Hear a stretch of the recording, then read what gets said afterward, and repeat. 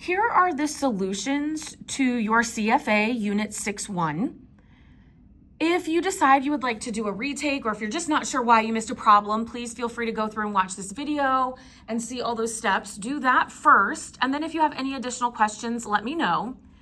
You are more than welcome to fast forward through the video to any problem that you specifically want to see.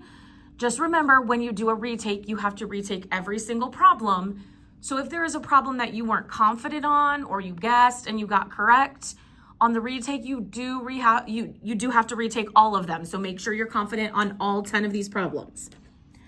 So if we look at number one is in the world of addition and subtraction. So we are combining like terms, right? Which means the exponents have to match to start with to be able to combine them.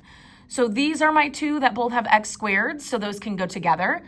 6x squared plus 5x squared, right? We always keep the sign in front of the number. So 6 plus 5 gives me 11x squared, right? When we add, the exponent stays the same. And then that minus 3x just comes along. I cannot combine those because they do not have matching exponents to start with. Number two is multiplication, right? In between, I have multiplication. When we multiply, we add the exponents. So the coefficient, the big number in front, behaves normally. 5 times 6 is 30.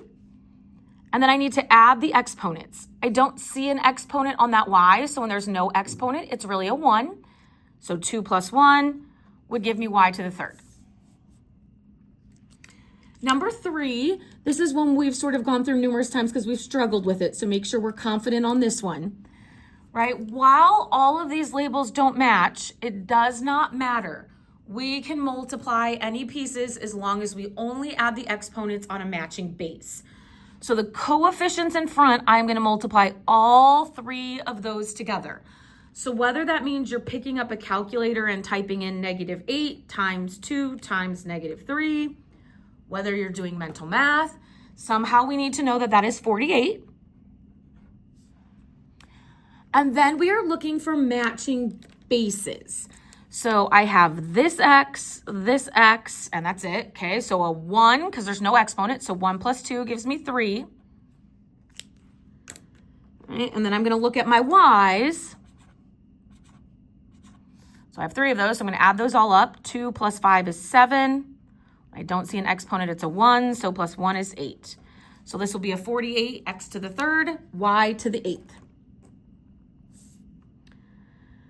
Number 4, we have a power to a power, right? When we have a power to a power, we need to give this exponent to each piece. So I need 4 to the third, and I need x squared to the third. So remember, 4 to the third is 4 times 4 times 4, or you need to use a calculator to do 4 to the third power, which will give us 64. And when we have two exponents happening, a power to a power, we multiply those exponents. So that'll be 64x to the 6th. Number 3, we have division. When we divide, we subtract exponents, but again, the coefficients in front function like normal. So I need to reduce the fraction 5 over 15. So you can either do that in Desmos or know that 5 divided by 5 is 1 and 15 divided by 5 is 3. Then I'm going to subtract the exponents. 2 minus 8 is -6.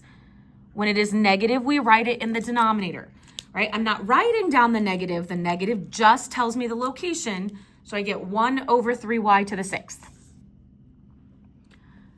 Number 6 has a negative exponent. We say we are not simplified if we have a negative exponent. A negative exponent tells us to move it to the other side of the fraction. Now that 4 is not receiving the negative exponent, so the 4 stays put. It is the x to the 4th that moves to the denominator. So I get 4 over x to the 4th. Okay, number 7, I have some more division going on. I need to reduce that 4 over 12. 4 divided by 4 is 1. 12 divided by 4 is 3. Then I'm going to subtract on matching bases. So 3 minus 2 is 1. That is positive, so I'm going to write it in the numerator. And 2 minus 1 is positive 1, so that also goes in the numerator. You could also write x to the first and y to the first. That would be completely acceptable as well. Number 8, while it looks kind of complex and we have a lot going on in the numerator, we'll notice that this is all to the power of 0, which means that numerator becomes 1, and that 4y stays put. It is not receiving the exponent of 0, so it does not move. Number 9, you can think about in a couple different ways. So I'm going to show you some options. We do need to get that 6 over 10 simplified, right? So 2 will go into both of those. 6 divided by 2 is 3. 10 divided by 2 is 5. Option number 1 is to think division and to just subtract negative 2 minus 3. Negative 2 minus 3 gives me negative 5, so negative I write in the denominator. The other option is to see this negative exponent and to move it to the denominator. So I have y to the third and y squared in the denominator. And when they're in the same equation, right, that's multiplication. So I would add those exponents, which gives me y to the 5th. Number 10, I have multiplication happening in the numerator of the fraction. So I'm going to deal with that first. So I'm going to say 4 times 6 is 24. When I multiply, I add the exponents. So that's going to give me 24w to the 8th. Then I have that over 3w squared.